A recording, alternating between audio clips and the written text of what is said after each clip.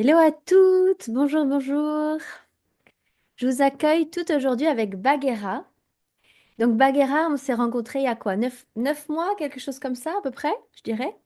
Je me rends pas compte. Je sais combien de temps ça fait? Ça fait presque Au printemps, oui, oui. un temps, ouais, ça fait Ah, moins en fait. J'ai l'impression que ça fait Mhm. 9 mois, ça fait moins.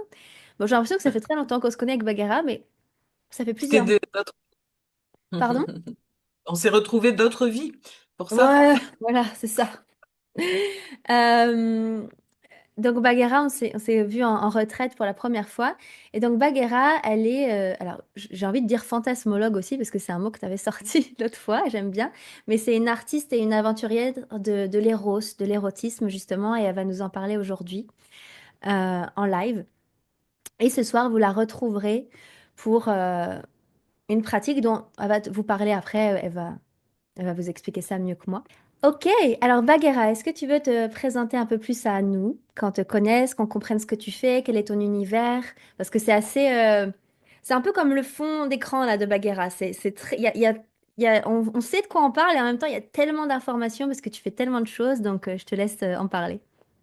Merci beaucoup. Bonjour à toutes. Je vois quelques visages connus. Bonjour à elles. J'ai toujours la problématique de me réduire à une seule définition. Donc, c'est pour ça que j'invente des mots, en fait. Pendant longtemps, j'ai dit que j'étais ressourcière parce que, en tant que thérapeute, mon premier boulot, je trouve, c'est d'aller révéler les ressources qui sont déjà présentes, chez les personnes que j'accompagne. Après, je m'étais appelée, émerveilleuse parce que je crois que si, j'ai une capacité dans la vie, c'est à m'émerveiller de tout et j'aime bien la partager, la faire ressentir aux autres. Donc je partage mes émerveillements, de plein de manières différentes, que ce soit, donc j'ai une émission de radio, j'organise des lectures scandaleuses qui sont des lectures, de textes érotiques. Moi-même j'écris, donc j'ai besoin d'être dans une expression, permanente. Fantasmologue parce que je suis passionnée de fantasmes et que j'ai vraiment à cœur, en tant que sexothérapeute, il faut vraiment employer, un mot, traditionnel. J'aime beaucoup donner des autorisations, aider les gens, à se donner des autorisations pour, visiter leurs fantasmes, quelle que soit la manière d'ailleurs, sous forme d'ateliers tantriques, sous forme d'écriture, etc., etc. Donc, c'est pour ça que cette définition d'aventurière ou d'artiste de l'intime me plaît beaucoup, euh, parce qu'elle englobe tout. Moi, je ne sais pas séparer ma vie de ma profession. En fait, tout est ensemble. Voilà, donc je ne sais pas si c'est clair pour les personnes qui écoutent, mais, en tout cas, je suis au service du vivant et de l'éros, qui pour moi sont à peu près la même chose d'ailleurs. Génial, merci Bagheera. On va approfondir un peu après si tu veux bien, tu vois ce que tu fais, les ateliers d'écriture aussi, Mhm, pardon. Et Bagheera fait également partie des professeurs du coup dans Erotica. Elle est mhm, là au minimum un mois, voire deux. On est en train de voir ça. On a déjà un mois booké pour elle, c'est juillet si je ne m'abuse, pour mhm. toi, dans Erotica, et certainement un autre mois aussi dans Erotica. Donc, est-ce que tu veux juste nous dire un peu plus ce que tu vas faire dans Erotica, sachant que c'est un peu la continuité de ce qu'on va faire aujourd'hui finalement? Oui, tout à fait. Donc, dans Erotica, sur le mois de juillet, mon intervention, elle sera consacrée, à la aux hérotypes, dont je parlerai un petit peu plus amplement, tout à l'heure et puis surtout ce soir. Et, on va avoir 4 séances, un mois, pour aller, explorer, ressentir dans son corps d'abord, et puis éventuellement laisser monter, dans le mental aussi, les archétypes érotiques, dont, nous sommes toutes et tous faits. Et puis ensuite, je parle que de ça, Noémie, ou je parle aussi de ce qui est en projet? Ouais, de ce qui est un projet, dans tous les cas, on le mettra en place d'une manière ou d'une autre. Et si ça fait pas partie d'Erotica, on vous offrira l'option de le faire en dehors d'Erotica. Donc, dans tous les cas, on le fait. Voilà. Donc, le deuxième support, parce que c'est une de mes spécialités aussi, ce sera une proposition d'atelier d'écriture érotique, euh, qui trouvera, un point d'orgue avec l'enregistrement d'un podcast pour celles qui le souhaiteront. Voilà. Un podcast donc d'audio érotique pour celles pour celles qui veulent s'enregistrer et enregistrer des audios érotiques, des histoires érotiques. Et donc, là, le but, c'est qu'il y ait un podcast Erotica. On est en train de travailler justement sur un podcast Erotica avec un partenaire aussi de Baguera. On est en train de parler de tout ça, ça prend forme. Donc, sachez dans tous les cas que quand vous rejoignez Erotica, il y a aussi une porte d'entrée sur le monde et l'univers du podcast érotique pour celles qui veulent, parce que c'est vraiment un archétype en soi à incarner ça, de lire vos propres histoires érotiques, de créer vos propres histoires érotiques, de vous entendre, de les faire écouter à vos amis ou à vos amants. Enfin, c'est déjà, j'ai hâte déjà de faire ça. Et ça fait longtemps que j'ai envie d'en faire aussi. Donc voilà. Parler de la gorge, La- porter son érotisme, le mettre en voix, là, on est au bout du Exact. processus. Exactement. En plus, eh ben, c'est fou parce que, alors, ce sera pas en juillet le podcast, mais en fait, en juin, on travaille sur la gorge vraiment beaucoup avec Nathalie. En juillet, on est avec toi avec les érotypes. Et tout ce qui va suivre, de toute façon, ça reste dans la vibe. Donc, ouais, ça fait sens. Donc, j'ai hâte et je sais que ça va être vraiment super.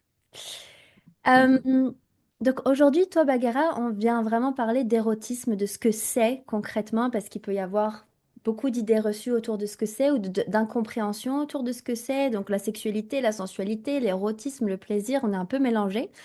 Et donc je trouve que c'est bien de reposer vraiment les bases et de les femmes qui écoutent là, de vraiment le ressentir dans votre corps, comment ça résonne quand on parle d'érotisme, quand Bagheera va en parler. Et après, on va aussi du coup parler plutôt des érotypes, donc les types des archétypes érotiques, je vais y arriver. Et Bagheera vous guidera dans ça ce soir. Je te laisse prendre la parole sur ça, du coup. Où est-ce que tu as envie de nous emmener? Ok, alors moi j'ai envie de commencer par dire que érotisme, pour moi, c'est un mot qui n'a aucune raison d'être au singulier. Il n'existe pas un érotisme, mais des érotismes. Et juste en disant ça, normalement, il y a quelque chose qui s'ouvre, puisque ça nous libère complètement des injonctions à coller à un type d'érotisme particulier, prescrit, préconisé dans nos sociétés, par des partenaires, etc., etc. Donc déjà, je le pose déjà au pluriel. Et si je devais prendre une définition qui englobe toute cette pluralité d'érotisme, je dirais d'abord, et on est plusieurs à travailler dans ce sens-là, hein, je n'invente rien, je dirais d'abord que c'est une énergie de vie, un élan vital. C'est simplement, et d'ailleurs quand j'ai fait un atelier d'écriture érotique hier avec des femmes qui n'en avaient jamais fait et qui sont arrivées toutes crispées en pensant qu'elles allaient devoir faire du porno, du trash, et qui en fait après coup m'ont dit ah non, mais c'est super, c'était très érotique, mais il n'y avait rien de sale, entre guillemets. Et autant je peux ouvrir cet espace aussi sans aucune difficulté, autant c'est pas une nécessité, il n'y a jamais d'injonction à aller dans la sexualité. Érotisme n'égale pas sexualité. Donc ce qui est intéressant, c'est de réfléchir au fait que cet élan de vie, qui est présent en chacune de nous, en chacun de nous, va s'exprimer de différentes manières. Et quand on part de cette idée-là, ben, encore une fois, toutes les autorisations, toutes les permissions sont données, et ça fera un pont avec ce que je dirais tout à l'heure sur les hérotypes. euh, Bien évidemment, mais déjà partir de cette idée-là, que les érotismes ne sont que des manifestations, des expressions, presque des symptômes de l'élan de vie, et dès qu'on est en vie, l'érotisme est là, qu'on le veuille ou non, il est déjà là. Ensuite, on pourrait partir dans des espaces un petit peu différents. Tu as parlé de la sensualité.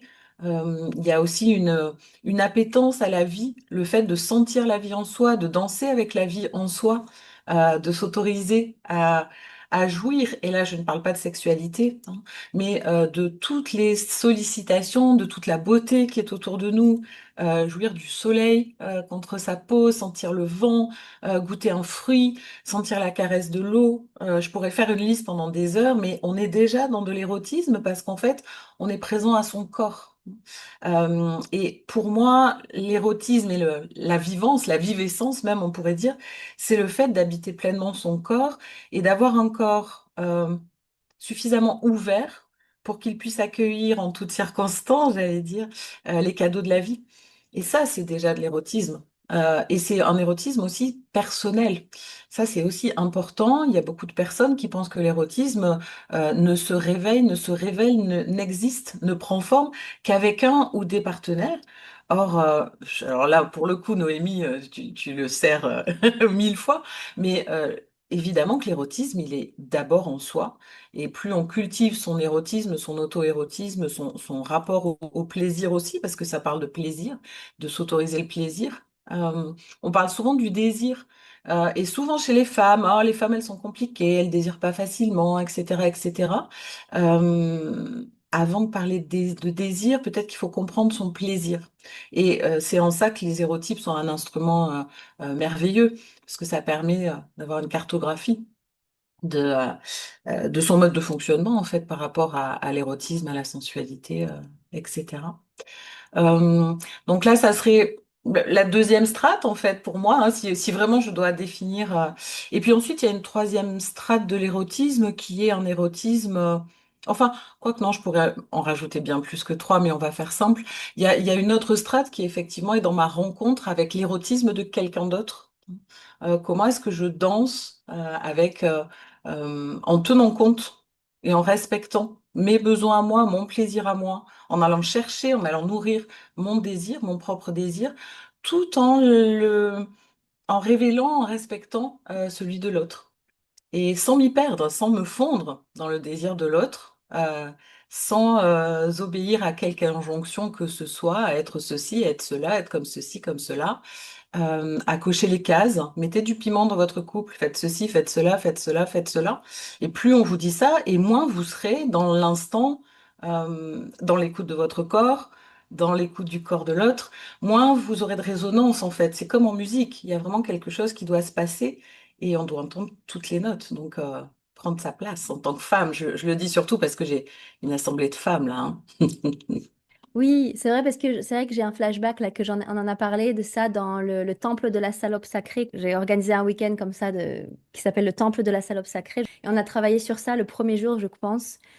Sensualité, érotisme et sexualité, les trois strates. Et donc expliquer qu'on ne peut pas vivre une belle sexualité ou une sexualité tout court d'ailleurs, une vraie sexualité si on n'a pas coché. Je suis dans ma sensualité, je suis dans mon érotisme et je suis dans ma sexualité. Donc personnellement, pour moi, sensualité, c'est plutôt la partie animale, primaire, les cinq sens. C'est vraiment avoir du plaisir d'être dans son corps femelle, animal, ressentir. Donc comme tu as dit tout à l'heure, tu vois, l'eau, le soleil, etc. C'est tellement simple, mais en fait, je veux dire, on peut, si vraiment on se concentre là, on peut vraiment jouir du soleil, quoi. Sentir le soleil tellement fort ou l'eau. Même se sentir respirer dans son cœur, etc. Même la proprioception, vous savez, quand on vous fait des pratiques où on vous guide dans votre corps et vous sentez votre corps de l'intérieur, etc. Ça, c'est aussi une forme de sensualité. En gros, c'est aimer les sensations de plaisir qu'on a de ressentir son propre corps d'humain. Donc c'est pour ça, moi, pour moi, c'est quelque chose de très primal et il n'y a presque pas d'ego, de personnalisation, c'est juste des sens. Alors que quand on arrive dans l'érotisme, pour moi, il y a beaucoup de l'ego, mais de la personnalité, du jeu, une intention aussi je suis dans ma sensualité, mes sens me permettent d'aller dans mon érotisme. Mais mon érotisme, il rajoute un truc, il rajoute de l'art dont tu vas parler, il rajoute du jeu, il rajoute un petit peu du mental aussi, mais pas le mauvais sens du mental, mais c'est plutôt comment je vais jouer avec cette énergie, qu'est-ce que je vais en faire, pourquoi je l'utilise, quelle est mon intention. J'ajoute des caractéristiques humaines et personnelles, presque de mon plexus solaire, j'ai envie de dire, dans mon énergie sensuelle, en fait. Donc, il y a sensuel, c'est plus votre animal, et érotique, c'est votre animal qui devient humaine et qui devient artiste du plaisir qu'elle ressent dans son corps. C'est ça moi, que je vois comme différence, si je devais faire une définition. Ok, alors oui, effectivement, on part pas des mêmes endroits, Exact. même si je suis d'accord sur certains principes. Euh, pour moi, à la base, il y aurait la sexualité presque qu'on pourrait appeler animale. Enfin, je reprends ton terme de femelle. Pour moi, c'est encore plus bas, c'est même avant la sensualité. Et ça correspondra tout à l'heure avec les érotypes hein, quand je vais en parler. Mais d'abord, il y a ce qu'on pourrait appeler un élan reproducteur, quelque chose d'instinctif qui se passe mais qui effectivement n'a rien à voir avec le cerveau. C'est l'organisme qui parle, et même si on suit, si on suit Darwin, c'est même pas l'organisme, c'est l'instinct de maintenir l'espèce. Donc il y a quelque chose qui ne s'embarrasse pas d'apparat, de fioritures, etc. Ça, c'est vraiment la strate, la toute première strate. Et puis, ce que toi tu appelles la sensuelle, pour moi, ce serait plutôt la sensorielle, c'est-à-dire avoir éveillé ses sens. Pour moi, la sensuelle, elle a déjà mis de l'art dans tout ça. Elle en fait déjà un art de vivre, donc c'est déjà conscient en fait. Tu vois. Et avant, il y a la sensorielle. Ça marche au masculin, hein. Moi, je ne genre pas ce genre de choses. Euh, pour moi, il y a plus d'étapes qu'à ça. Et l'érotisme, tel que tu le vois toi, quand tu passes dans ce que tu appelles l'érotique, il y aurait quelque chose de beaucoup plus euh, alors, de l'ordre du fantasme, là, on est dans l'univers du fantasme. Là, on va jouer artistiquement. On n'est plus simplement dans la séduction. On est en train d'organiser du scénario. On est en train de mettre en scène cette sensualité et cet érotisme. Donc, pour moi, c'est vrai. Enfin, je mets beaucoup plus de d'étapes. Mais là où je suis d'accord avec toi, c'est qu'une femme qui n'a pas contacté sa femelle peut difficilement, en tout cas de manière alignée, accéder aux autres strates. Euh, je suis vraiment tout à fait d'accord avec toi. L'art, alors pour moi, mais on peut aussi vivre sans, hein, c'est aussi un ingrédient très très important. Moi, j'ai besoin qu'il y ait du beau, j'ai besoin que l'artiste soit présent. Là, je commence à employer un vocabulaire qui est très proche des hérotypes, donc peut-être qu'il va falloir que j'introduise la grille, la méthode à un moment donné. Mais, euh, mais l'idée, c'est pas de se forcer à être femelle ou de se forcer à être sensuelle c'est et encore moins pour quelqu'un. C'est-à-dire que quelqu'un qui demande à l'autre d'être sensuel, érotique, etc., ça ne peut pas fonctionner parce on a tous des univers différents. Donc l'idée, c'est plutôt euh, d'ouvrir et d'être à l'écoute de ces érotismes qui sont en soi et de suffisamment se connaître pour pouvoir les convoquer, les sortir du chapeau à différents moments quand on en a besoin. Quand on est capable, faites un exercice tout simple d'ici ce soir. Vous prenez 3 stops dans votre journée et surtout si elle est morne et pénible et que vous êtes au travail, vous prenez 3 stops et 3 fois dans la journée, demandez-vous où est-ce que je peux trouver du plaisir, là, tout de suite, maintenant. Et sans convoquer quoi que ce soit d'extérieur. Et vous allez voir qu'en fait, il y en a de partout du plaisir. Il faut juste... c'est pour ça que finalement, celle que tu appelles la sensuelle, pour moi, c'est l'hédoniste. Tu vois, c'est celle qui va trouver, euh, qui va aller chercher et nourrir sa jouissance, son plaisir. C'est juste une posture, en fait, une joie d'être au monde et de savoir profiter, tirer profit, mais pas dans le sens mercantile et commercial, hein, mais juste se nourrir. Comme une fleur va se nourrir à la fois du soleil et de l'eau et de l'humus, comme, je sais pas moi, un moulin va se mettre à tourner parce qu'il y a de l'eau, du vent, et en tant qu'individu, être capable de traverser la vie comme ça, en faisant feu de tout bois, si je peux dire, en utilisant tout ce qu'il y a autour. Et vous allez être surprise parce que quand on n'a pas l'habitude de le faire, au début, on se dit, bah là, trouver du plaisir, je suis dans mon bureau. Et puis si, là, par exemple, moi, j'ai un petit air, je sais pas d'où il vient, qui passe au-dessous de mes jambes. Là, je le sens sur mes mollets. Et en même temps que je vous parle, j'ai la conscience de ça. Donc, j'ai une partie de moi qui est dans mon mollet et qui prend du plaisir dans son mollet. Et je sais très bien que je pourrais n'être que dans cet endroit-là, que dans ce mollet. Euh, mais non, je suis avec vous. Mais trouver à plein d'endroits ce qui peut comme ça vous nourrir. Euh, Nourrir l'hédoniste ou la sensuelle ou la sensorielle, finalement, peu importe le nom qu'on lui donne. Ce qui est important, c'est la notion d'être une femme qui n'a pas peur d'être dans son plaisir. Oui, ici et maintenant, bah, bien sûr, ça n'est que ça. Ça ne parle que de ça, de toute façon, hein. Être pleinement, pleinement, pleinement présente. Mais une femme, elle est tantrique par définition, hein. Ah, et là, je suis sensible aujourd'hui, donc j'ai presque envie de pleurer. Mais ce qui me touche là, c'est de me dire, waouh, donc toutes ces femmes, elles sont réunies ensemble. On cherche tout le plaisir, etc. et tout. Et le fait que tu redises ça, et je trouve qu'on le dit pas assez, de genre un courant d'air sur ton mollet, ça peut être ta plus grosse jouissance. euh, que tu peux ressentir, tu vois. Et je trouve que là, dans notre société, tu sais, qui est en recherche de dopamine, scrolling, dans tous les magazines, vous avez les trois étapes pour vous jouir plus rapidement, tout ça. Ça vous, en fait, ça vous sort, comme elle a dit, Bagheera, de votre corps. Et je sais souvent que quand vous vous inscrivez dans des événements comme ça ou dans des programmes, vous vous attendez à qu'on vous donne les trois étapes faciles pour jouir plus facilement, qu'on vous donne un truc de malade qui va révolutionner votre vie, alors que c'est tout l'inverse, comme Bagheera, elle a dit. Si déjà on n'arrive pas à ressentir du plaisir dans vraiment un courant d'air sur le genou, vous allez aller nulle part, hein. Mais vraiment, en fait, nulle part. Et ça va être de pire en pire. Plus vous cherchez l'intensité, la dopamine, il faut que je ressente quelque chose, pire ça va être, plus vous allez être frustré.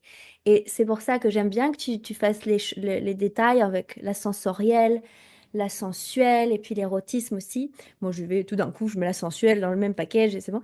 Mais tu vois, vous voyez, c'est vraiment ça. Prenez votre temps, allez dans vos cinq sens tout le temps. Souvent, moi, l'exemple que je donne, c'est vos cheveux. Comment est-ce que vous brossez vos cheveux? Ça, c'est le féminin, je veux dire, les cheveux, c'est la base, quoi. Euh, voilà, regardez, bagarre. Donc, ça ne veut pas dire que si vous avez les cheveux courts, vous n'êtes pas dans le féminin, hein, on va pas là-dedans, hein. Mais vous avez compris, vos cheveux, votre corps, votre peau, votre respiration, votre cœur, vos organes, ça, c'est la base de tout, en fait. Et il y a du plaisir là-dedans. Il y a une sorte de plaisir d'être avec moi. Même quand j'ai des émotions difficiles, de la colère, de la tristesse, je suis tellement bien avec moi, je suis tellement bien quand je suis proche de moi. Et c'est ça qu'il faut que vous alliez chercher. Et c'est là que vous allez aller dans votre sensuel et dans votre corps et tout ça. Et la sexualité, ça va couler de source tout seul. Voilà, j'ai Ouais. fini mon speech. Ah Tu non, mais je suis totalement, totalement d'accord. Ça résonne complètement. Ça vois. me met des frissons partout, moi, quand il y a quelque chose de juste et d'aligné, ça me fait frissonner. C'est surtout, soyez curieuse de vous. Soyez curieuse de vous. Les recettes des autres ne marcheront pas forcément pour vous. Donc, soyez curieuse de vous, y compris dans la douleur ou dans les inconforts. N'essayez pas de biaiser. Oh non, non, non. Oh là là, quelle horreur. Je vais ressentir quelque chose dans mon corps. Oh là là, je vais avoir mal. Oh là là, je vais avoir une émotion très, très forte. Non, soyez avec vous-même. Et ça génère du plaisir. Mais ce qu'on a oublié de dire, c'est que surtout, ça génère de l'amour de soi et que c'est quand même l'ingrédient majeur de tout érotisme. L'aisance à soi, elle n'est rien d'autre que la manifestation d'un amour de soi. Donc, quand je dis habiter son corps, c'est habiter le véhicule, mais c'est aussi habiter qui on est. Et partir de l'endroit où on est, c'est complètement OK si on est dans un endroit où ben, on se contente d'avoir le frisson avec l'air qui passe sur le mollet. Et c'est complètement OK d'être dans un autre endroit où on va se raconter des histoires, où on va... Tout est OK à condition qu'on parte de soi. Et c'est le meilleur endroit pour rencontrer l'autre, hein. Si on essaye de partir de ce que l'autre veut ou de ce que la société nous renvoie, Noémie, je suis mille fois d'accord avec ce que tu dis. Moi, j'ai horreur de toutes ces injonctions. Euh, on fait les choses bien et on les fait avec jouissance quand on est aligné avec qui on est. Il n'y a pas d'autre secret. Et tu parlais de la femelle tout à l'heure et ça, on est entièrement d'accord toutes les deux, je le sais. La femelle, elle n'a pas besoin qu'on lui donne des articles en 10 points, comment faire jouir ton mâle. Elle le sait très bien. Juste, elle a pas, elle a pas toutes les couches, en fait, qui ont enfoui ce savoir-là. Donc l'idée c'est tranquillement d'aller où on est et si son plaisir il est dans un baiser profond et passionné c'est bien, s'il est dans des baisers de papillons très légers c'est bien aussi. Euh, Juste à l'écoute de soi et à un moment donné en intégrant le partenaire. Et je vois qu'il y a d'autres personnes à qui ça parle aussi. Donc mais ça sous-entend un certain courage de pas fuir ben, la douleur, comme tu disais tout à l'heure, ou les émotions fortes. Euh, c'est comme l'ombre et la lumière. On peut pas être dans une grande lumière si on n'a pas accepté de plonger dans ses ombres. On peut pas ressentir un bonheur, une extase absolue si on n'a pas accepté d'aller aussi dans des vrais inconforts, parce que c'est comme une pièce de monnaie. Il y a le revers et l'avers. On peut pas faire l'impasse sur l'un des deux. Donc il faut aller dans tous les espaces. Et et à un moment donné, bah, c'est plus facile d'aller. Enfin, euh, la joie, moi je passe beaucoup par la joie. C'est une de mes portes d'entrée vers le plaisir. Mais la joie et le plaisir deviennent presque permanents. C'est presque un état permanent. C'est une manière d'être au monde, en fait. Enfin, ça fait un peu grandiloquent ce que je dis, mais c'est vraiment c'est comme ça que je le vis moi, donc c'est pour ça que j'en parle. Euh, c'est presque l'enfant, en fait. Oui, c'est ça, jouir de tout, mais sans prétention, sans attente, surtout. Parce que si j'attends, bon, allez, quand est-ce que je jouis là? Ben, évidemment, il va rien se passer. Mais juste le matin au réveil, prendre le temps de dire, mais qu'est-ce qui va m'attendre aujourd'hui? D'aller visiter son corps, de se dire, ah tiens, aujourd'hui, c'est un peu raide ici. Ben, ah, j'apporte de la douceur, j'apporte de l'amour à cet endroit. Et puis, ah tiens, là, ça pétille. Ben, j'amplifie, en fait. Quand je pose de l'attention, j'amplifie ce qui est déjà là, en fait. Donc je reviens à ça, curieuse, curieuse, curieuse de soi, mais tout le temps. Et au début, peut-être on se force un peu, comme je vous ai dit, là, essayer 3 fois dans la journée de trouver quelque chose qui va vous nourrir. Et puis après, ça se fait tout seul, on n'a même plus besoin de le mentaliser et on est en plaisir permanent. Et imaginez rencontrer un partenaire quand on est dans une ouverture comme celle-là et où tout va être possiblement alchimisé en plaisir, quoi. Tellement. Ça me faisait penser, vous savez, quand on a créé Erotica, en général, on crée le nom d'un programme et on crée aussi la phrase du programme, je veux dire la définition, quoi, ce qu'on appelle une phrase d'accroche en marketing, hein. Vous connaissez pour certaines.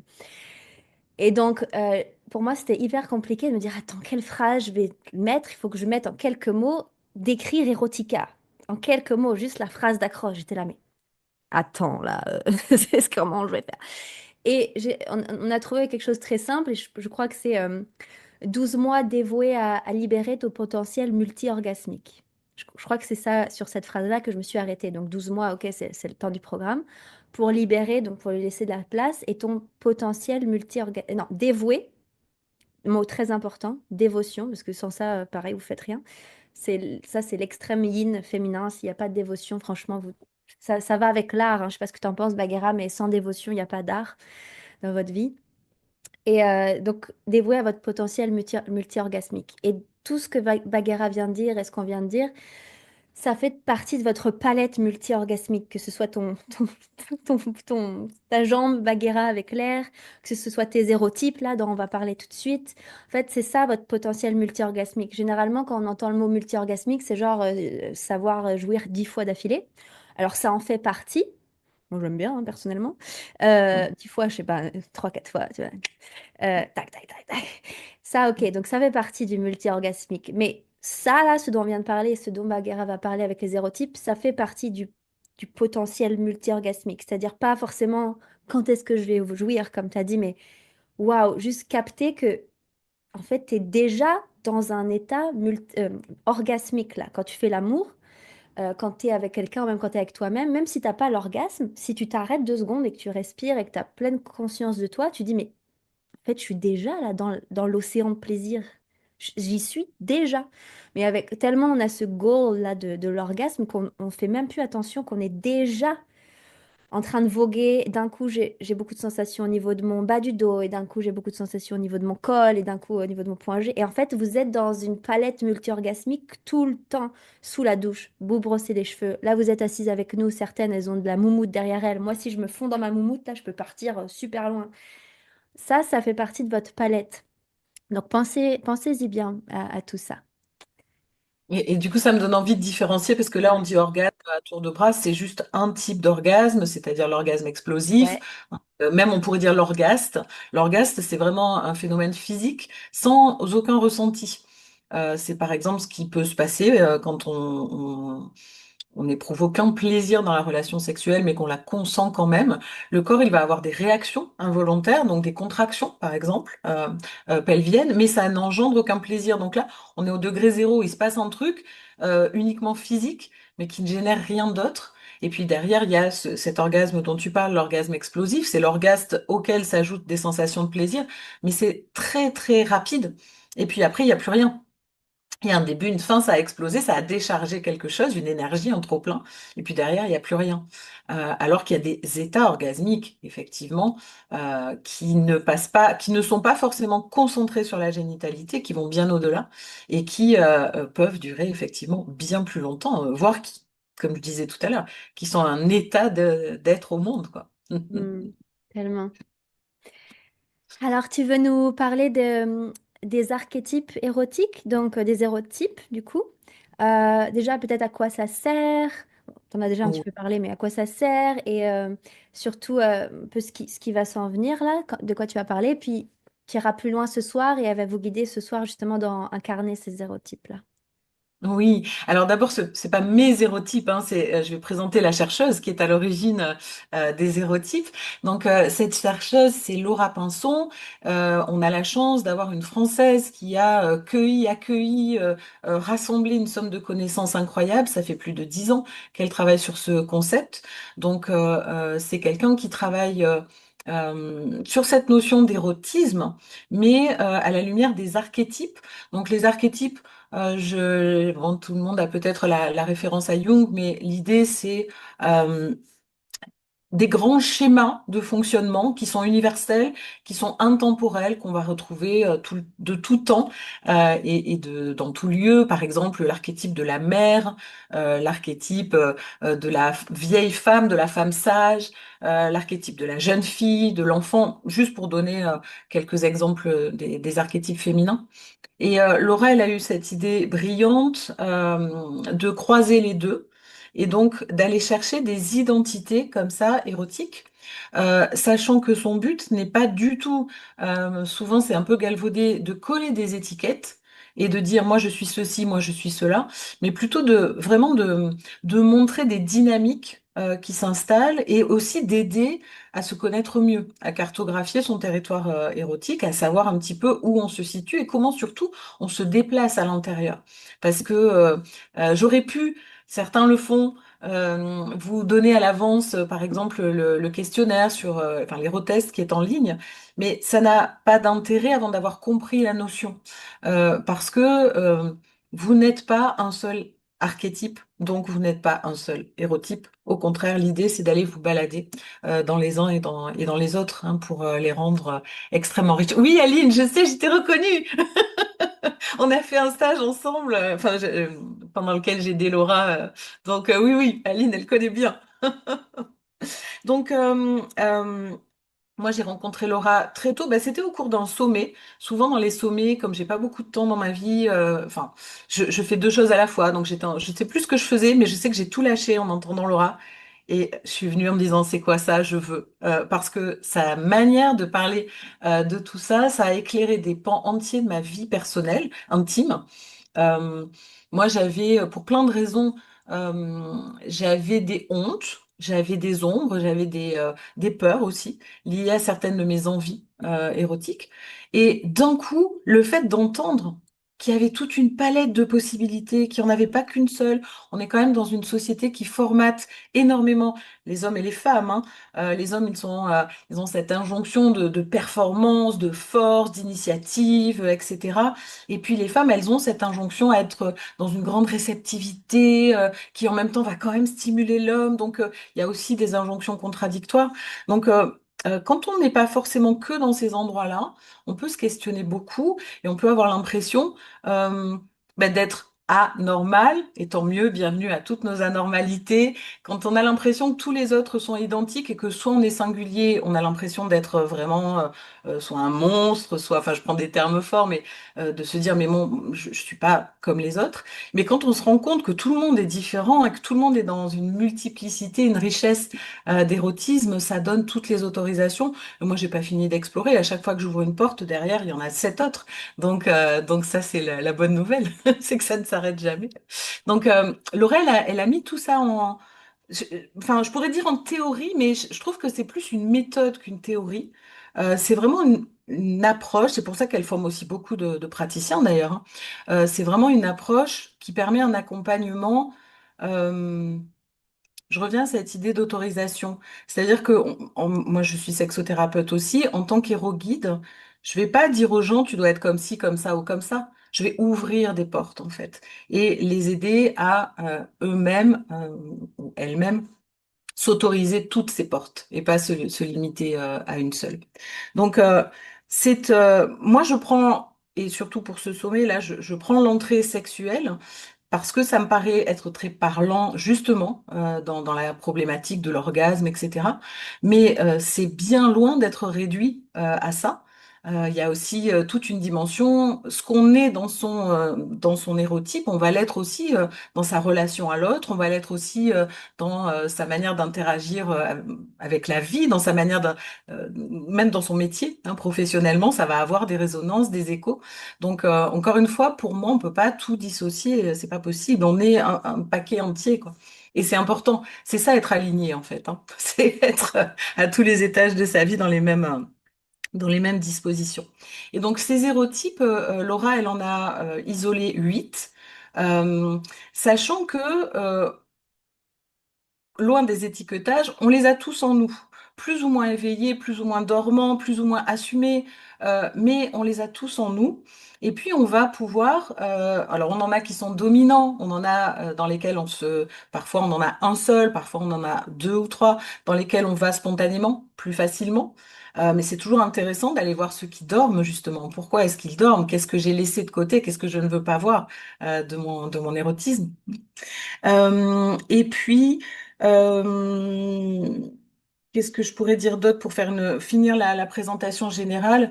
L'idée, c'est que toujours dans l'amour de soi, voilà, c'est une méthode qui permet d'aller se visiter. Donc, je regroupe la curiosité dont je parlais tout à l'heure, dans l'amour de soi et dans la bienveillance. Donc, dans la possibilité, dans la posture de tout accueillir. Et quand on est capable de tout accueillir chez soi, quand on est capable d'accueillir sa complexité, ben forcément, à un moment donné, on est aussi capable de la voir dans l'autre et de l'accepter, de l'accueillir dans l'autre. Et tout l'intérêt, parce qu'à l'origine, c'était suite à ses propres déboires sentimentaux que Laura a travaillé sur cette méthode. L'idée, c'est qu'après, on va construire des ponts, même dans nos différences. Et on va pas attendre la personne qui soit parfaitement et totalement identique à soi-même. On va travailler justement sur ces érotypes différents. Alors, je le fais très rarement comme ça, mais là, ça sera très court. Les érotypes, ils sont pas du tout faits pour être présentés de manière magistrale. C'est quelque chose à vivre dans son corps. C'est ce qu'on fera ce soir. Mais je vais quand même vous détailler ces hérotypes pour que ça vous parle un petit peu. Et puis ce soir, on les laissera s'exprimer à travers vous, hein, à travers votre corps. Oui, hein, quelque chose d'important, c'est que les hérotypes, quand on en prend conscience, ça donne un langage. Et ça donne des clés, mais ça donne aussi un langage. Et quand on a ce langage et qu'on peut le partager, déjà quand on l'a pour soi, c'est intéressant, mais quand on peut le partager avec d'autres, ça rend limpide des espaces qui parfois sont problématiques parce qu'ils restent dans le non-dit, on a du mal à le formuler, etc. Donc ça aide à assumer, ça aide à formuler, ça aide à communiquer. Donc ça, c'est le plus intéressant. Donc, pour faire très très rapide, ces hérotypes, ils vont être liés, on va dire, au chakra, ou oui, au point énergétique de notre corps. Et si on les organise de bas en haut, donc on va partir au plus bas avec le chakra racine, là on est dans quelque chose. Alors ça rejoint ce que tu disais tout à l'heure sur la femelle. C'est celui que Laura appelle le primal, hein, qu'on appelle le primal dans les hérotypes. C'est un hérotype extrêmement instinctif, lié à l'animalité, alors, il a des aspects très positifs parce que pour lui, le sexe n'est pas du tout un sujet, tout se fait dans l'évidence, tout se fait dans la joie, il y a un côté très festif, etc. Et puis forcément, il a aussi des ombres, c'est-à-dire qu'il peut être très forceur par rapport à un partenaire, parce que lui, il a une obsession qui est la génitalité, par exemple, hein. Et puis, il a la frustration très facile, donc il a besoin d'aller chercher un orgasme rapide, le fameux orgasme dont on parlait tout à l'heure, hein, celui qui va exploser, celui qui va le décharger. Il y a cette notion de décharge. Et c'est aussi celui qui va le rendre vivant. Le primal ou la primale, hein, il a besoin vraiment de sentir, de se rassurer sur le fait qu'il est vivant. Et à chaque fois qu'il va jouir de cet orgasme-là, il va se rappeler, ah oui, c'est bon, je suis vivant. Donc il y a vraiment cet aspect-là qui est très très important pour le primal. Juste, je crois que c'est Laura Parisot qui la dernière fois a parlé de l'aspect yin et yang, de l'homme qui donne, qui pénètre, de la femme qui reçoit. Je voudrais vraiment préciser qu'avec les hérotypes, on n'est pas du tout. Alors ça veut pas dire que c'est contradictoire, mais c'est une autre lecture. On n'est pas du tout dans cette vision-là. Et par exemple, en primal, il peut y avoir aussi bien des femmes que des hommes. Ça existe. Et c'est bien aussi de le savoir et de l'assumer si c'est présent en soi. Ça existe aussi des femmes primales qui sont dans cet instinct-là, dans cet élan de vie-là.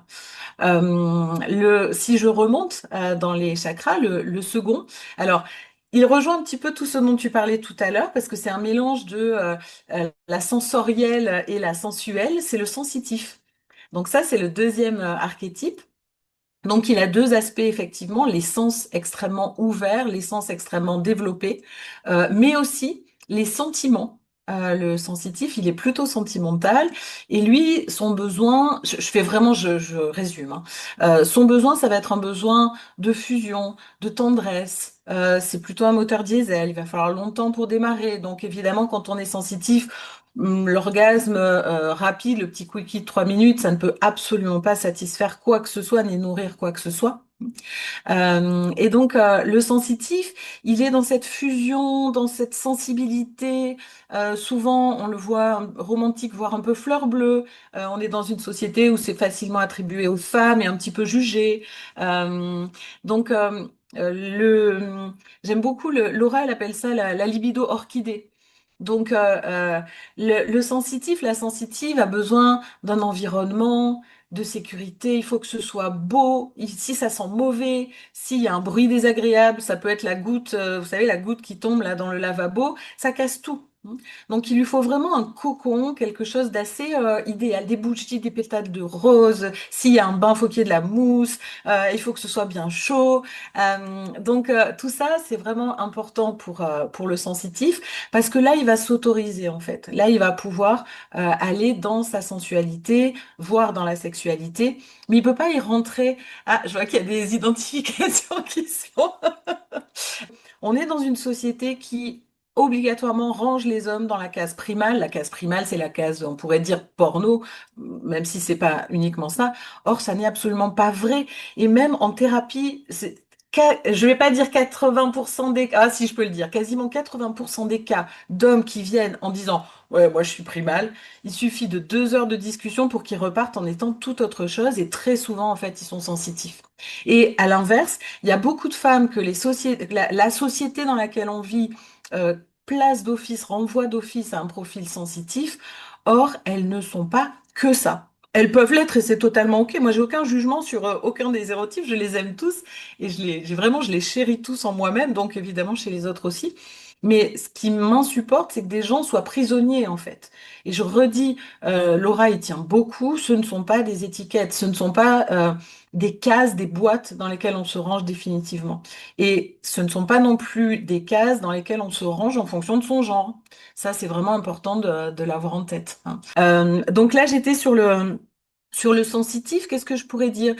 Ses côtés très positifs, c'est qu'il est très attentif, très à l'écoute, puisqu'il a cette aspiration à la fusion. Par contre, ses ombres, c'est que très facilement, il peut glisser dans une non-sexualité, dans quelque chose d'un peu paresseux, où se tenir la main va lui suffire, ou peut lui suffire, je caricature pour que vous compreniez, mais où il n'y a pas forcément besoin de nourrir la relation à l'endroit du corps, ou alors sous forme de massage.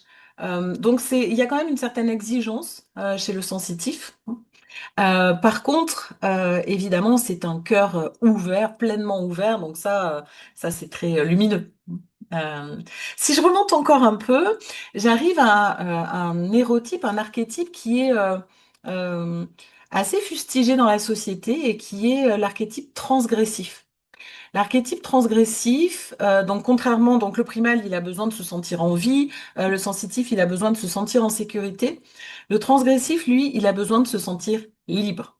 Donc, il a besoin qu'il y ait des limites et il a besoin de les franchir. Il a besoin sans cesse de les repousser par le biais de son corps, par le biais de ce qui se passe dans son cerveau.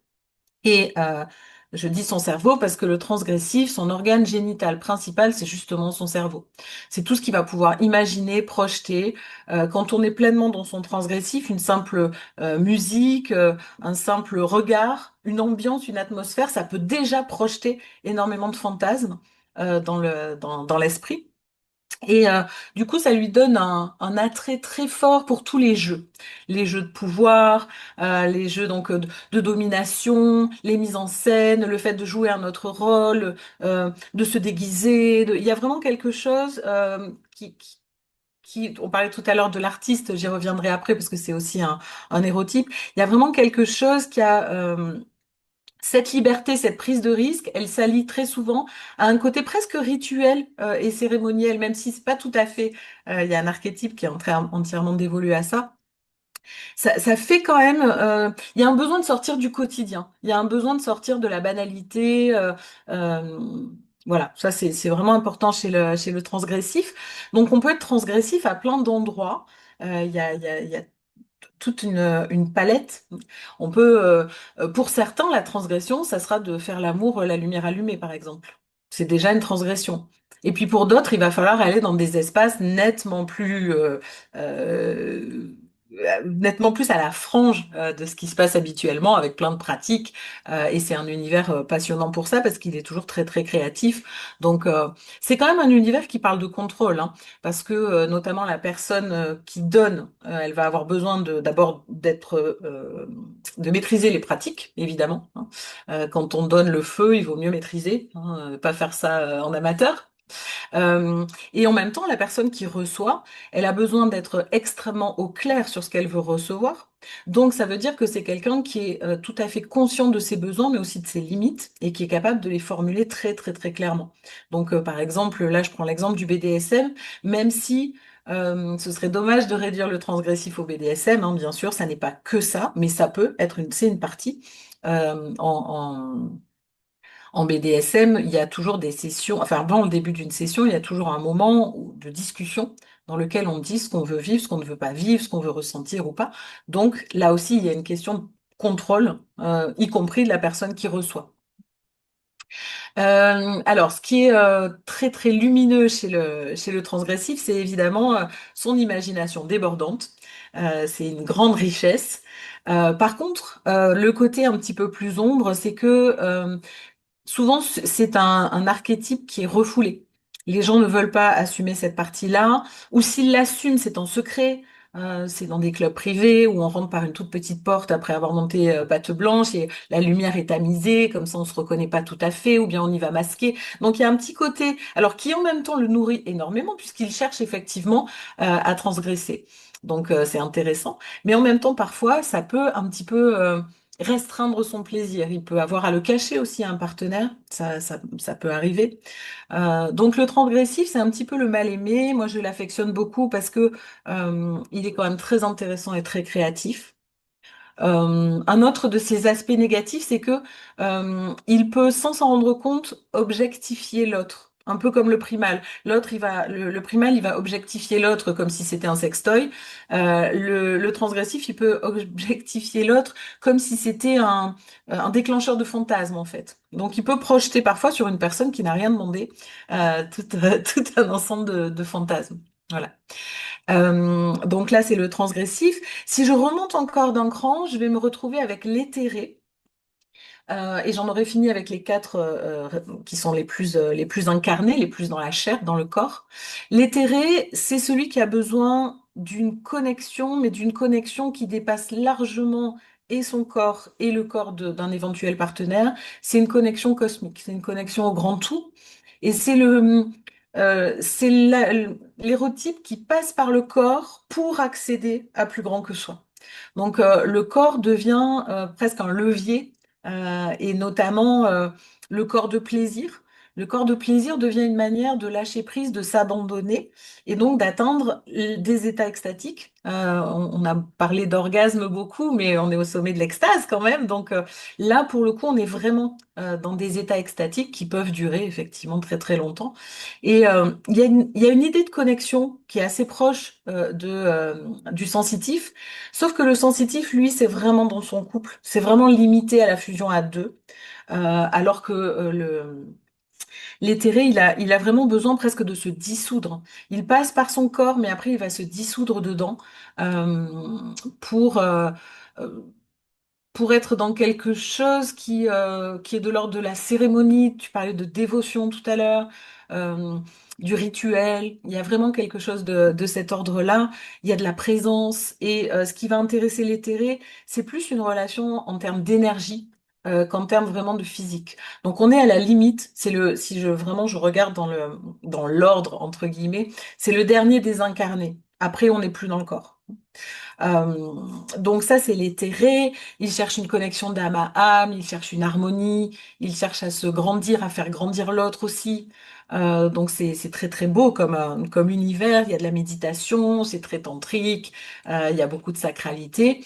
Euh, alors sa lumière, c'est que il y a beaucoup d'intuition.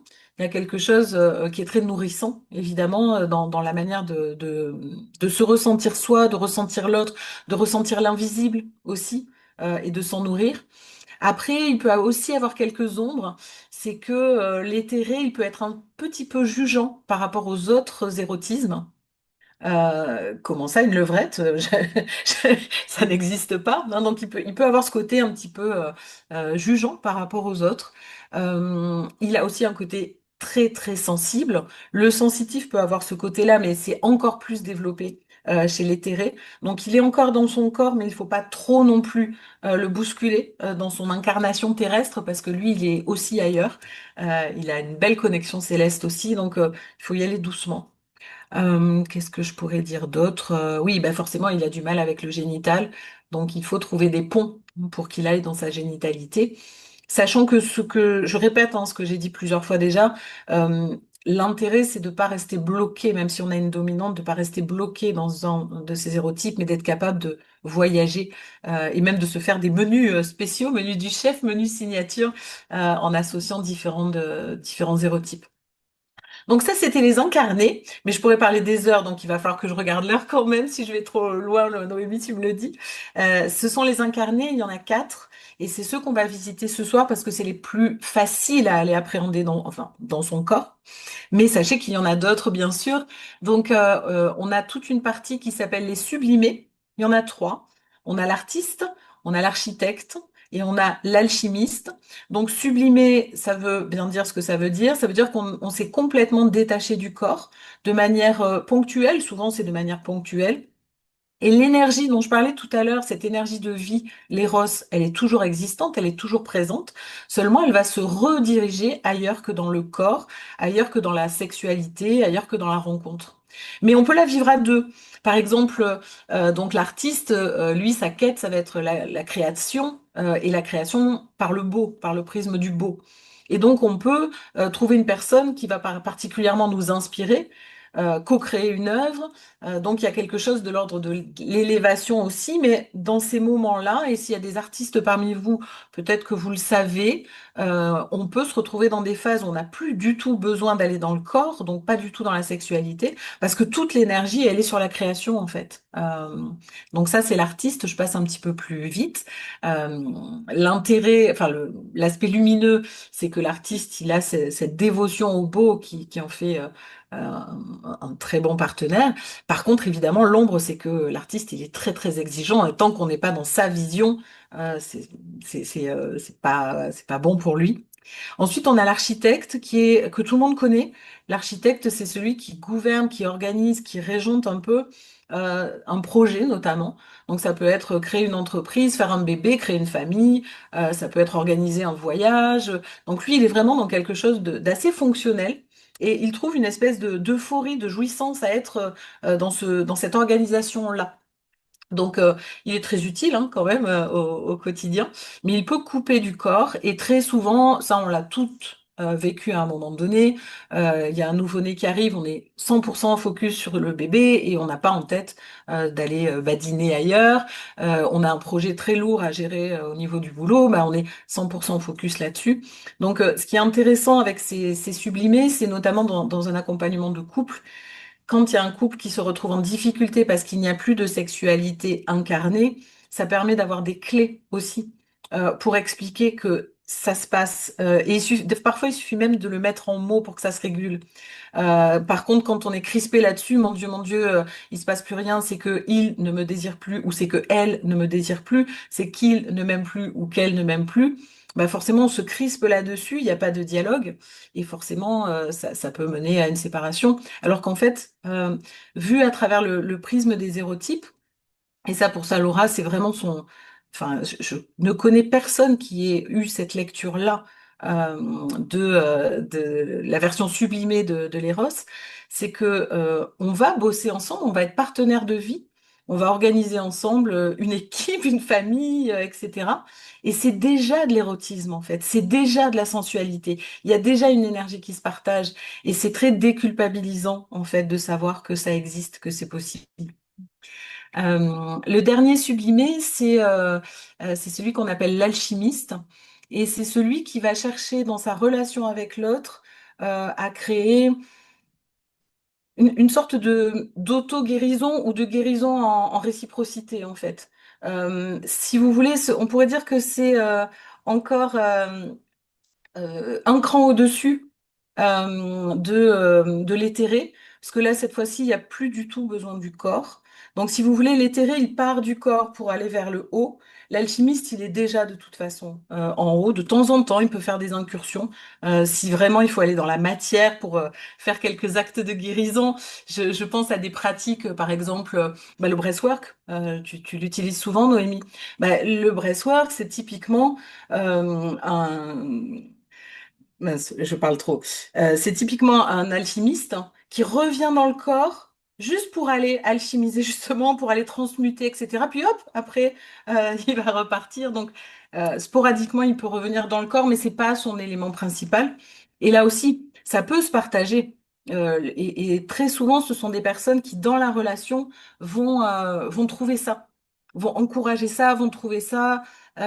L'autre devient un miroir, parfois c'est un guide ou un maître, c'est celui qui va emmener dans ces espaces-là, ou soi-même on va devenir la personne qui emmène quelqu'un d'autre dans ces espaces-là.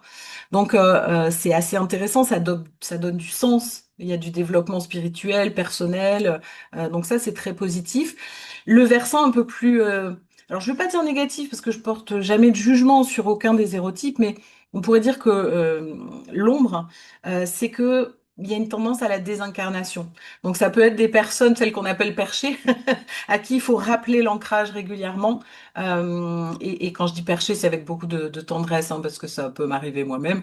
Donc c'est des personnes qu'il faut régulièrement oui, réancrer, ramener au sol, entre guillemets.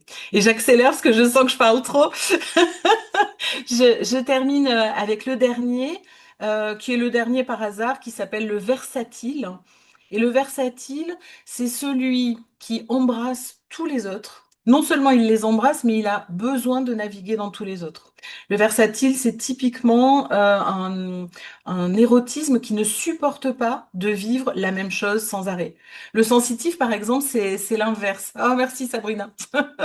Euh, le sensitif, typiquement, il trouve un menu qui fonctionne et lui, il va le répéter ad libitum. C'est-à-dire que s'il a trouvé qu'en embrassant comme ça, qu'en touchant cet endroit-là, etc., ça marche, celui qui donne ne va plus faire que ça et celui qui reçoit ne va plus vouloir que ça. Et quand on est en couple depuis longtemps, on peut tomber dans ce travers, justement, encore plus quand il y a deux sensitifs. Alors là, on a le programme de base, et même si c'est fait avec beaucoup d'amour, hein, on se limite à ça. Le versatile, ça, il meurt. Vraiment, il meurt. Le versatile, c'est une curiosité permanente. Et ma conviction personnelle, mais je crois que, enfin, je suis pas la seule, hein, c'est que de toute façon, on est tous versatiles. On s'autorise ou pas à le vivre, mais on l'est tous. Le versatile, c'est vraiment ce que je disais sur cette curiosité de soi, cette curiosité de l'autre, de tout réinventer en fait. Et même un versatile qui va dans du primal, quand il est dans le primal, il réinvente à chaque fois. C'est quelqu'un qui a vraiment besoin de créativité, de variété, d'exploration, d'être surpris aussi. Et c'est quelqu'un qui a besoin, justement, c'est quelqu'un qui a besoin d'expansion, d'aller dans toutes ses facettes, dans tous ses hérotypes. Sinon, il s'efface, hein. Donc, je mets ma main à couper qu'il y a beaucoup de versatiles ici, parce qu'en général, ce sont des personnes qui, dans cette curiosité, vont aller se former, vont aller sans cesse questionner leur propre érotisme. Alors, l'ombre, oui, je vois les... Oui, bah, justement, c'est pour ça que je réponds à Joséphine qui dit que ça lui donne des ouvertures par rapport à des problématiques dans son couple. Et ce que j'ai envie de dire, c'est que c'est pour ça que c'est extrêmement précieux. La méthode de Laura, c'est une méthode qui rassemble. C'est une méthode qui permet de s'accepter soi-même dans son entièreté et d'aller vers l'autre dans son entièreté aussi. Et c'est aussi une méthode qui bâtit des ponts. Et c'est pour ça que c'est une méthode extrêmement précieuse en accompagnement de couple parce que justement, ça donne des manières de fonctionner ensemble. Donc, je termine sur les ombres du versatile. Alors, il peut être très fatigant pour un partenaire parce qu'il a besoin en permanence de réinventer l'eau chaude, évidemment. Il peut être très pénible aussi parce que moi, typiquement, si on me dit à l'avance ce qu'on va me faire, c'est plus la peine de me le faire. Je l'ai vécu dans ma tête, donc c'est plus la peine. Donc c'est quelqu'un qui a tout le temps besoin de surprises, qui a tout le temps besoin d'être stimulé en fait, d'une manière ou d'une autre. Donc il peut être vraiment fatigant pour le partenaire, hein, faut le dire. Et puis il a un autre côté ombre mais qui en fait est tout mignon, c'est que comme il est capable d'aller dans tous les autres hérotypes, il peut très facilement s'oublier lui-même dans sa diversité et s'adapter à un partenaire. Donc typiquement, ce sont des personnes qui, hop, elles sont avec un sensitif, une personne sensitive, oh bah ok, je vais être que sensitif. Je rencontre une personne transgressive, ah bah chouette, allez, on y va. Et du coup, ça fait des personnes qui peuvent parfois s'oublier. On avait trouvé un terme, on avait dit oui, partenaire dépendant, enfin, on s'oublie dans le partenaire en fait. Or, pendant un moment, le versatile, il était un peu vu comme celui qui savait pas trop où il avait mal et qui allait d'un côté ou de l'autre. Or, c'est bien plus complexe que ça. C'est celui qui a besoin d'être nourri tout le temps, dans tous les endroits. Et on a tous besoin d'être nourris dans tous les endroits, dans des séquences de vie. Possiblement, on est dans un type d'érotisme à 20 ans et puis dans un autre à 40 et ça évolue et tant mieux. Mais le versatile, il a besoin de tout embrasser en même temps, tout le temps. C'est sa spécificité en fait. Je fais beaucoup d'interventions dans des cadres différents et quand on me demande à l'avance de donner le déroulé, mais ça me rend dingue parce que je sais très bien que je vais donner un déroulé pour faire plaisir, mais qu'après sur le moment, je vais sentir l'énergie déjà des personnes qui sont en face de moi, les besoins et que je vais complètement changer.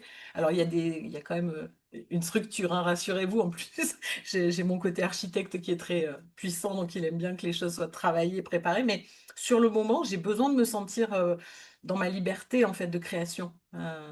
Donc oui, bien sûr que oui, bien sûr que c'est rassurant et c'est avant tout une permission. Moi, c'est comme ça que je l'ai vécu sur le plan personnel et j'ai plus quitté Laura après. Je me suis formée avec elle, on travaille encore ensemble parce que c'est un labo permanent évidemment. C'est l'idée de se dire mais tout est permis. Moi, ça a vraiment été ça. Je me suis dit, ah mais c'est OK d'être tout à la fois.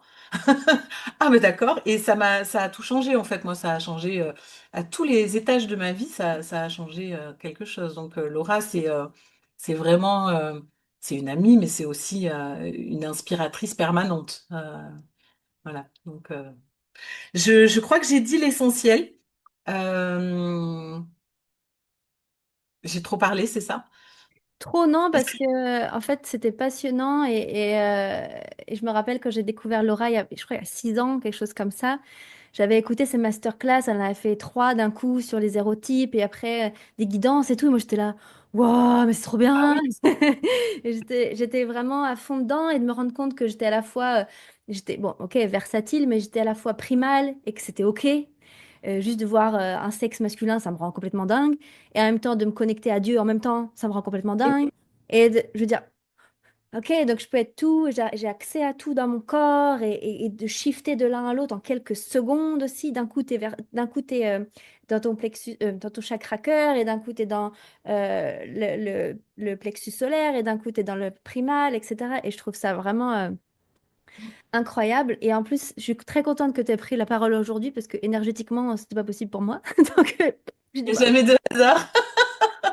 vas-y, moi j'écoute. Aujourd'hui, là. Donc, c'était parfait. Vraiment, merci. Donc, ce soir, tu vas nous guider dans une pratique justement pour ressentir ça à l'intérieur, c'est ça? Oui, exactement. Là, je suis sûre que vous avez compris, en fait, déjà, rien que d'expliquer. Après, vous pouvez aller plus loin, évidemment, mais rien que d'avoir compris ça et puis d'expérimenter ce soir, déjà, d'avoir une compréhension somatique, c'est déjà extrêmement fort. Donc déjà, commencez par ça et de toute façon, Bagheera vous donnera tout ce qu'il faut pour aller plus loin ce soir. Dans Erotica, vous allez plus loin aussi, évidemment. Vous avez un mois dédié à ça. Donc, Voilà. Et Laura est en train d'écrire un livre bien. qu'on attend de tous avec beaucoup d'impatience. Il y a un vrai travail autour de ça, mais ça prend du temps. En fait, c'est la seule source que je recommanderais parce qu'il n'y a que Laura qui peut parler de sa méthode. Il y a eu des copies, il y a eu des versions revisitées, mais qui n'ont pas cette grille complètement décomplexante dans le fait d'aller partout et surtout qui ne comportent pas les sublimés. Or, les sublimés, c'est la clé. Si on ne comprend pas ça, ce phénomène-là, c'est déjà bien de comprendre les quatre incarnés, hein, c'est ce qu'on va faire ce soir. Mais aller visiter les sublimés et les intégrer dans son éros, c'est fondamental. Et ça, dans Erotica, on ira partout parce que c'est très très important d'aller là aussi. Euh, donc voilà. Donc moi, c'est Laure, je conseille à Laure d'attendre le livre de l'oraille, ça sera la Bible. Yes, tellement. À chaque fois, je conseille des lectures à tous mes élèves et celle-là, ça en fera partie aussi parce que c'est tellement... genre, c'est une des bases, quoi. Que vous soyez dans l'accompagnement ou que vous soyez une femme voilà, qui veut cheminer pour elle, Bien de sûr. comprendre ça, c'est la base. Puis j'aime bien que ce soit relié à chaque chakra. On a travaillé un peu sur les chakras cette semaine. Tout est relié à vos centres énergétiques à chaque fois, de toute façon, que ce soit vos blessures, vos traumas, vos archétypes, vos hérotypes, tout le temps, en fait. Donc j'aime beaucoup. Mhm. Où est-ce qu'on peut te retrouver, Bagheera? On peut me retrouver, alors surtout sur mon compte Instagram, c'est Call Me Bagheera, call-du-bas, me-du-bas Bagheera, Bagheera. J'ai aussi un site, mais mon site, en fait, je vais trop vite pour lui, enfin, ou je vais pas assez vite sur le site. Il est jamais à jour, mais au moins il y a la base de ce que je fais et de qui je suis. Mais par contre, il est jamais à jour sur les les événements parce que ça va trop vite. Mais sur Instagram, oui, je communique beaucoup Ouais. sur Instagram. On Ça, est, on est pareil, en fait. Ok. ben, on est dans la vie, Voilà, c'est plus important. On est d'abord dans la vie et après sur les réseaux. c'est ça. On essaie de maintenir à jour le Internet, mais en fait, Voilà, tant qu'on met à jour la page, nous, on est déjà à trois pas en avant. Donc, bon, exactement, exactement, mais c'est tout à fait ça. génial. Bah, j'ai hâte de ta session ce soir à Bagheera. Ne manquez pas. Donc, j'étais très contente de t'avoir. Merci beaucoup, beaucoup, beaucoup, beaucoup. Merci Merci, d'avoir été merci là. à toi. Et prends soin de toi parce que voilà, je suis admirative de ta pleine présence là, malgré tout ce qui s'est passé juste avant. Alors, pleine présence, je sais pas, mais je suis là. Oh En oui, non, vrai, je la sens, tu es là. en vrai, je suis là. En vrai, je suis très présente, du coup, comme je suis un peu... Donc, donc super. Merci à toutes. Et Merci voilà. beaucoup. Merci, Bagheera.